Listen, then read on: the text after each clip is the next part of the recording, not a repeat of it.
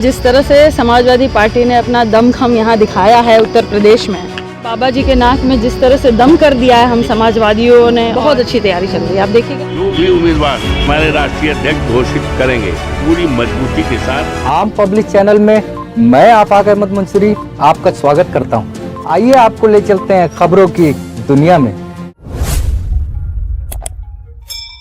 लोकसभा चुनाव के बाद उत्तर प्रदेश में खाली हुई 10 विधानसभा सीटों पर जल्द उपचुनाव होने हैं। यूपी उपचुनाव को लेकर समाजवादी पार्टी ने लखनऊ पार्टी कार्यालय में एक महत्वपूर्ण बैठक बुलाई है। जानकारी के मुताबिक इस बैठक में यूपी की 10 सीटों पर होने वाले उपचुनाव के साथ अन्य राजनीतिक मुद्दों पर भी चर्चा हुई और आगे की रणनीति तय की जाएगी। उपचुनाव वाली विधानसभा सीटों के जिला अध्यक्ष, प्रभारी और पदाधिकारियों के साथ अखिलेश यादव की बड़ी बैठक हुई। बैठक के बाद सपा प्रमुख अखिलेश यादव ने कई अहम फैसले लिए।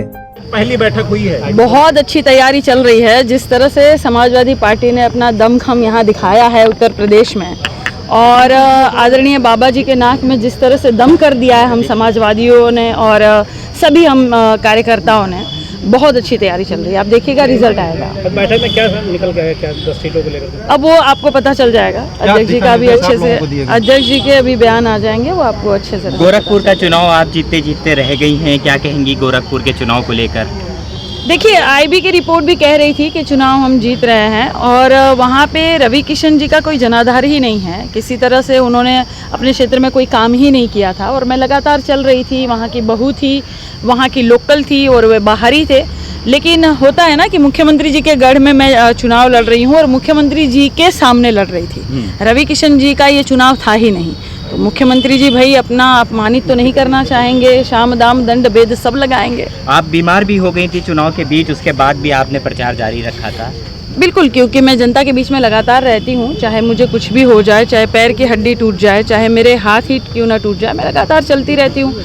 आज भी देखिए, चुनाव जीतने के बाद भी कुछ लोग दिखाई नहीं देते हैं, लेकिन हारने के बाद भी मैं अपने क्षेत्र में रहती हूँ लगातार। तमाम सीटों पर उपचुनाव होना है, ऐसे में काजल निषाद किस तरीके से मेहनत करने वाली? बहुत अच्छी तरह से मेहनत करूंगी। जहाँ जहाँ आदेश होगा राष्ट्रीय अध्यक्ष जी का, वहाँ वहाँ जाकर खूब दमदारी से प्रचार करूंगी। जैसे मैंने घोषी का प्रचार किया था, अजमतगढ़ का, आजमगढ़ का किया था, वैसे ही करूंगी।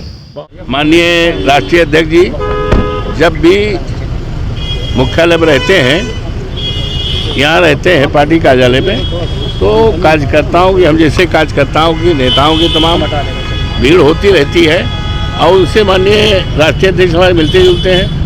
तो उसी तरह का ये था, और कोई विशेष बैठक नहीं थी। उपचुनाव के 10 सीटों को लेकर क्या कुछ तैयारियां चल रही, क्या आदेश किए गए? समाजवादी पार्टी तो हमेशा तैयार है, हमेशा each and every movement we are ready to face and to contest. Akhilesh Yadav तरफ से आपको क्या निर्देश दिए गए? वो निर्देश, हम लोग पार्टी के कार्यकर्ता हैं, और पार्टी की नीतियों के प्रति, पार्टी के कार्यक्रमों के प्रति हमेशा सतत और सजग रहते हैं, काम करते रहते हैं। तो कार्य करने के लिए निर्देश का तो इधर देख के बोलिए, स्वाभाविक है। अध्यक्ष जी, आपकी सीट पर भी उपचुनाव होगा, मिल्कीपुर की बात करी जाए, कैसे देखते हैं, क्या समाजवादी पार्टी की सीट बरकरार रहेगी इस बार? 101%, और 101% से भी कोई परसेंट हो तो निकाल लो। अच्छा, पूरी तरह से समाजवादी पार्टी के जो भी उम्मीदवार हमारे राष्ट्रीय अध्यक्ष घोषित करेंगे, हाँ, वो पूरी मजबूती के साथ वहाँ के कार्यकर्ता, वहाँ के सारे हमारे नेता, और उस क्षेत्र की सभी जात के लोग, सबका आशीर्वाद मेरे साथ है, सबका समर्थन है, और वो समर्थन और सहयोग बरकरार है, बरकरार रहेगा। सीट बरकरार रहेगी 101%। ऐतिहासिक जीत होगी अयोध्या से, जी, अयोध्या आपकी विधानसभा से। अयोध्या तो हम जीते ही हैं। आपकी सीट से अयोध्या में स्थित है मिल्कीपुर क्षेत्र, अयोध्या जनपद है, उसी में मिल्कीपुर सीट है। 101% इट इज श्योर, है में भी। ये बताइए, जीतने के बाद कुछ बदलाव आया है अयोध्या में? हैं? बदलाव नजर आया जीतने के बाद? ये तो आप बताओ। आप बताइए, वहाँ की ये जनता तो क्या कुछ है? अब ये तो आपकी जिम्मेदारी है, बताओ। सर, आपका नाम डिप्टी स्पीकर के लिए बताया जा रहा था, लगातार लोग सदन में रख रहे थे विपक्ष की तरफ से। आई am not aware of it, मुझे इसकी कोई अधिकृत जानकारी नहीं है। आप भी लोगों के द्वारा हम सुनते रहते हैं, अखबारों में छपता रहता है, लेकिन so far as my leader I am not aware of. आज रामदास अठावले जी लखनऊ आए हैं, दलितों का नेता अपने आप को बता रहे हैं, कैसे देखते हैं?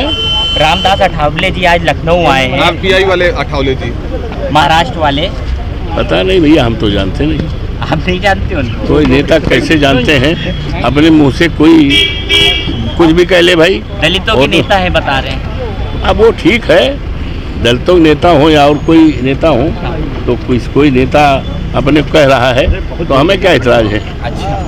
अगर आपने हमारे चैनल को सब्सक्राइब नहीं किया है तो आम पब्लिक चैनल को सब्सक्राइब कीजिए और हाँ, बेल आइकन जरूर दबाइए।